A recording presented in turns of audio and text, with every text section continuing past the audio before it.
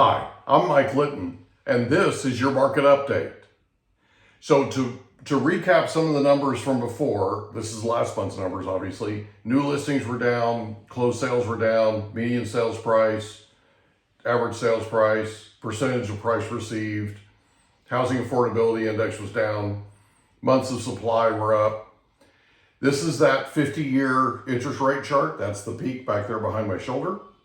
This is last year, right?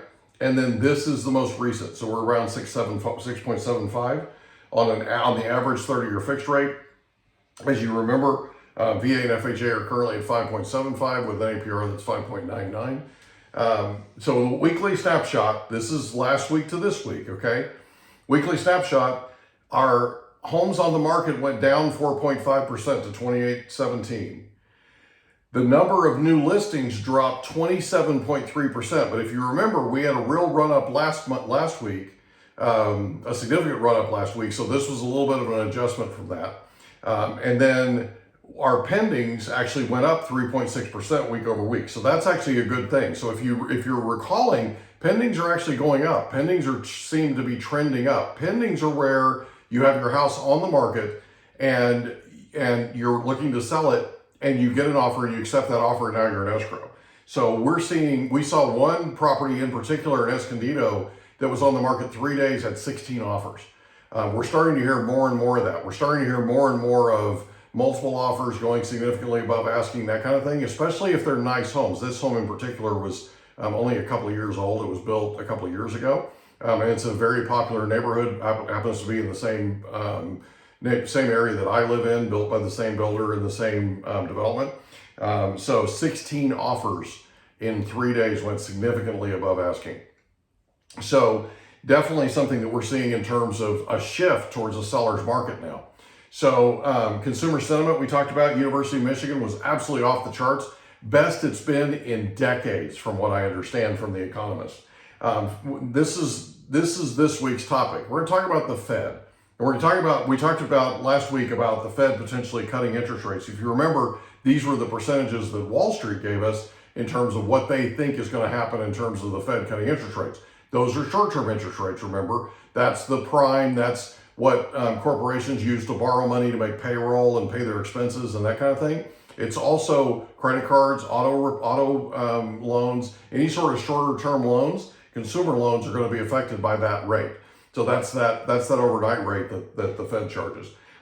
Next is the Fed and long-term rates. So we're going to talk about what the Fed did before COVID and then actually during COVID, and we're going to see a chart here in just a second.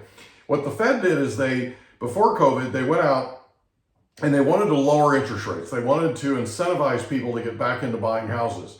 And so they literally were buying bonds. They were buying mortgage-backed securities and treasuries on the open market. And what they were doing by doing that is what they call quantitative easing, which is basically their way of artificially forcing long-term interest rates, 30-year and 50-year fixed rates, and 20-year fixed rates down, okay? So that quantitative easing takes takes supply off the market. So what the Fed was doing is they were buying these bonds, they were buying mortgage-backed securities and treasuries, and they were taking that supply, if you will, and taking it off the market. So when you take something away from the market, if you remember supply and demand and economics and that kind of thing, when you take supply out of a normally balanced market, what happens to the value of the rest of the commodity? The rest of the supply, the value goes up. Remember, bonds are inverted. When the price of the bond goes up, the yield does what? It drops. So the price of the bond went up, price of bonds went up, the mortgage-backed securities and treasuries went up, the yields fell. And interest rates, 30-year, 15-year, and 20-year interest rates follow those yields. So it's the way that the Federal Reserve was accumulating what's called the balance sheet. So when Donald Trump ran for president, one of the things that he said he was going to do was he was going to replace the Fed chair, and he was going to replace the Fed chair and the vice chair with somebody who was a liquidator. What a liquidator is somebody who's going to sell or allow to sell those bonds that are on that balance sheet. He wanted that balance sheet eliminated.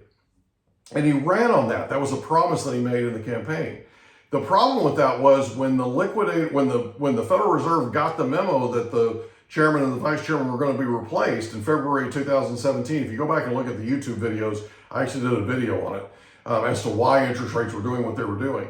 And so in 2017, the Federal Reserve came, as a response to this, came up with a plan, which was, they called it their balance sheet reduction plan. And what the balance sheet reduction plan did was it literally sold those bonds, put them back into circulation. What that did was the opposite of what it did when they bought the bonds. So the price of the bonds went down, the yields went up, and the interest rates followed that. What happened? Well, at the end of 2018, fixed rates went up, 15, 20-year, and 30-year fixed rates went up, and the market stalled. The real estate market stalled. And so we had a brief session there where new home sales fell off. The last quarter of 2017 fell off 50%, 50% in Southern California, according to Zillow. So what they had to do was they had to sort of reverse course. So they had to go back to, well, we're not gonna reduce the balance sheet as rapidly. We're gonna let these bonds, these treasuries, and these mortgage-backed securities expire. Basically, come to their duration, right? So basically, they're done. They mature. So once they've matured, they're no longer on the balance sheet, right? So one of the things that we found, and this is the next slide. So look over here. This is where the balance sheet was. This is where the balance sheet went up. This is where the liquidation happened.